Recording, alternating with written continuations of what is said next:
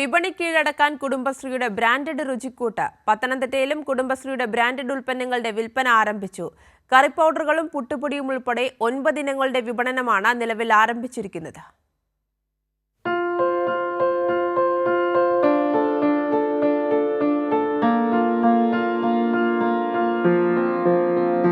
പത്തനംതിട്ട ജില്ലയിൽ കുടുംബശ്രീയുടെ 15 യൂണിറ്റുകൾ ചേർന്നാണ് ബ്രാൻഡഡ് ഉൽപ്പന്നങ്ങൾ വിപണിയിൽ എത്തിക്കുന്നത്. നിലവിൽ 9 ഉൽപ്പന്നങ്ങളുടെ വിൽപ്പനയാണ് ആരംഭിച്ചിട്ടുള്ളത്.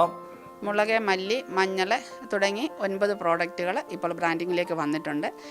വീണ്ടും ഇനി ഒരു 15 പ്രോഡക്റ്റുകളോളം ബ്രാൻഡിങ്ങിലേക്ക് വരികയാണ്. മായം ചേരാത്തതും ഗുണനിലവാരം ഉറപ്പാക്കിയുമാണ് നിർമ്മാണം.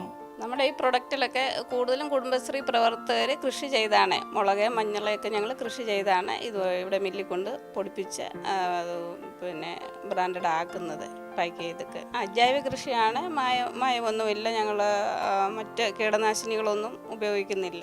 കുടുംബശ്രീ ജില്ലാ മിഷനും പ്രാദേശിക തലത്തിൽ CDSകളും മികച്ച പിന്തുണയാണ് നൽകുന്നതെന്ന് കുടുംബശ്രീ പ്രവർത്തകർ പറഞ്ഞു.